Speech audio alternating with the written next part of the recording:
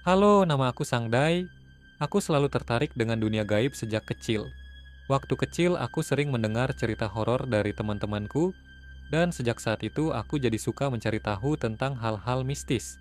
Aku tidak pernah menyangka kalau setelah menikah, aku justru akan mengalami kejadian horor yang begitu nyata di rumah istriku sendiri.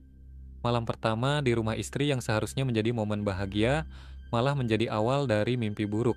Aku mengalami tindihan atau rep-repan, sesuatu yang sebenarnya sudah sering aku alami sejak dulu, bahkan di rumah sendiri. Tapi kali ini berbeda, sangat berbeda. Sosok nenek di atas lemari malam itu, aku merasa tubuhku kaku, tidak bisa bergerak sama sekali. Nafasku sesak dan dadaku terasa seperti ditekan oleh sesuatu yang sangat berat. Aku berusaha berontak, tapi sia-sia. Dalam kondisi setengah sadar, aku mencoba membuka mata sedikit.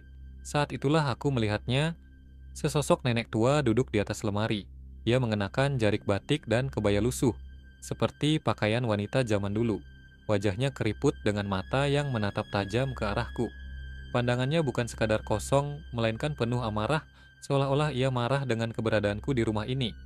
Aku ingin berteriak, tapi suaraku seakan terjebak di tenggorokan. Tubuhku masih tidak bisa digerakkan. Aku hanya bisa menatap nenek itu yang semakin lama semakin mendekat, meski tubuhnya tidak bergerak sedikit pun. Aku tidak tahu berapa lama aku berada dalam kondisi seperti itu. Rasanya seperti berjam-jam, padahal mungkin hanya beberapa menit. Lalu tiba-tiba tubuhku bisa bergerak lagi, dan sosok nenek itu menghilang begitu saja. Aku langsung duduk dan mengatur napas yang tersengal. Jantungku masih berdegup kencang. Aku mencoba berpikir logis. Mungkin ini hanya halusinasi atau mimpi buruk, tapi perasaan seram itu begitu nyata. Suara misterius di kamar mandi.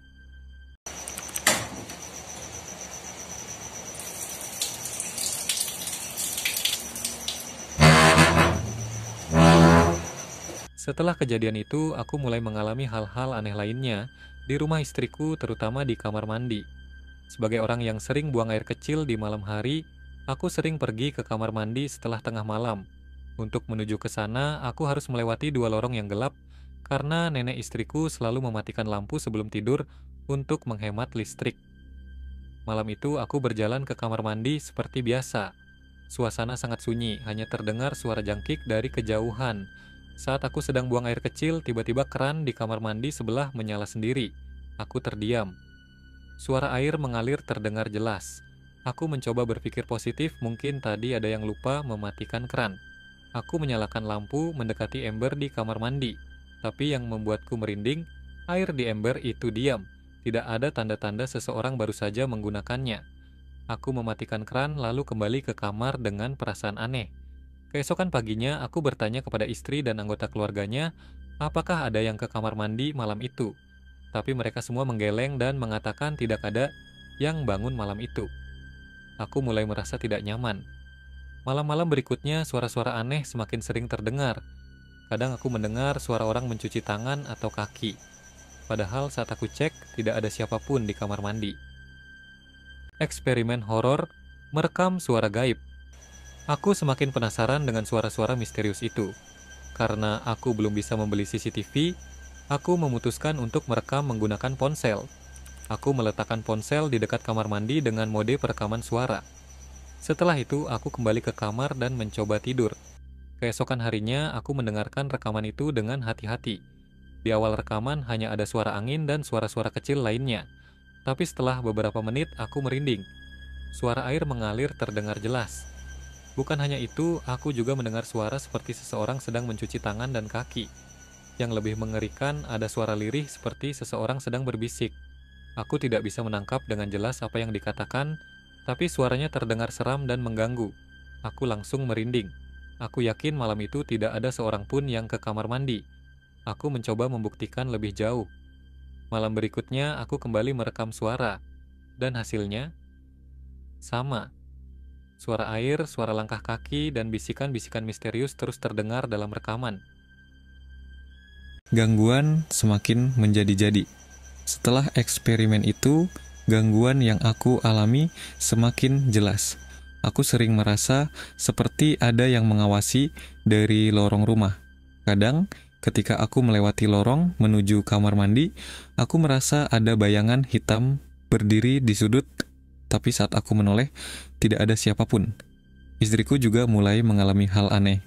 Pernah suatu malam, ia mendengar suara seseorang memanggil namanya dari arah kamar mandi. Padahal saat dicek, tidak ada siapapun di sana. Nenek istriku akhirnya bercerita bahwa sejak dulu, kamar mandi di rumah ini memang sering mengalami kejadian aneh. Beberapa tamu yang pernah menginap di rumah ini juga pernah mengalami tindihan dan mimpi buruk saat tidur di kamar tempatku tidur sekarang. Apakah sosok nenek berkebaya itu penghuni lama rumah ini? Ataukah ada sesuatu yang lebih mengerikan? Aku masih belum tahu jawaban pastinya, tapi satu hal yang pasti, rumah ini menyimpan sesuatu yang tidak kasat mata. Setelah mengalami semua kejadian ini, aku semakin percaya bahwa dunia gaib itu nyata. Ada banyak hal yang tidak bisa dijelaskan dengan logika, dan kadang mereka yang tak terlihat juga ingin menunjukkan eksistensinya. Apakah kalian pernah mengalami kejadian serupa? Jika iya, ceritakan pengalaman kalian di kolom komentar. Jangan lupa like, subscribe, dan klik link di deskripsi untuk melihat hasil eksperimen horor yang aku lakukan. Tulis sholawat di kolom komentar sebagai tanda saksi bahwa kalian pernah jariah menonton video ini dan ikut membantu perkembangan channel ini. Semoga kalian semua selalu sehat dan dilindungi dari gangguan makhluk tak kasat mata.